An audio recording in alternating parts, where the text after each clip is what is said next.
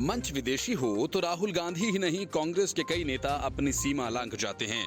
London में बैठकर राहुल गांधी जो ज्ञान बांट रहे हैं वो तो हर कोई जानता है।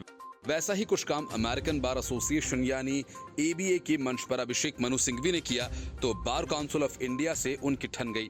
बात इतनी बढ़ गई कि अभिषेक मनु सिंघवी को सफाई पेश करनी पड़ी।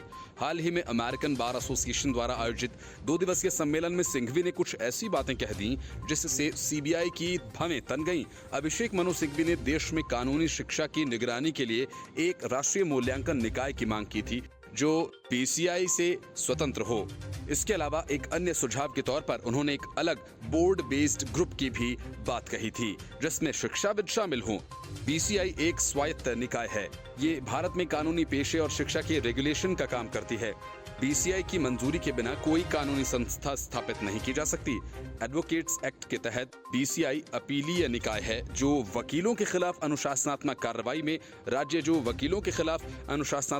में राज्य बार काउंसिल द्वारा लिए गए फैसलों के खिलाफ अपील सुनता है। सिंघवी ने कानून सुधार वकीलों को अनुशासित करने, कानूनी शिक्षा और चुनावी राजनीति के उतार चढ़ाव सहित पीसीआई की महत्वपूर्ण जिम्मेदारियों की ओर इशारा किया था। सिंघवी के बयान पर बार काउंसिल ऑफ इंडिया ने कड़ी आपत्ति दर्ज कराई थी। साथ ही उनके किसी भी सुझाव को स्वीकार करने से भी इनकार कर दिया था। बीसीआई अध्यक्ष मनन कुमार मिश्रा ने अपने हस्ताक्षरीय एक बयान में सिंघवी के बयान को छिपे हुए एजेंडे और छिपे हुए मकसद के साथ निराधार और दुर्भावनापूर्ण बताया। बीसीआई ने यह भी कहा था कि वरिष्ठ वकील का यह विचार कानूनी पेशे को कुछ शिक्षाविदों द्वारा रेगुलेट किया जाना चाहिए दुर्भाग्यपूर्ण है।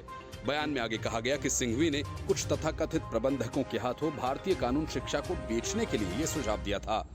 बीसीआई की नाराजगी के बाद सिंघवी ये कह रहे हैं कि उनके बयान को मीडिया ने तोड़ मरोड़ कर पेश किया। सिंघवी का कहना है कि उन्होंने अपने भाषण के दौरान देश में कानूनी शिक्षा और समग्र पेशे को रेगुलेट करने के लिए बार काउंसिल ऑफ इंडिया के वैधानिक शक्तियों पर सवाल नहीं उठाया।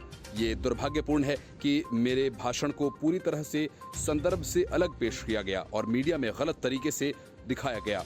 उसी आधार पर बीसीआई ने कुछ टिप्पणियां की।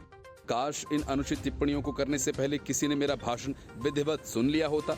वरिष्ठ अधिवक्ता ने कहा कि उनका 20 मिनट का संबोधन देश में कानूनी शिक्षा की व्यापक चुनौतियों पर केंद्रित था।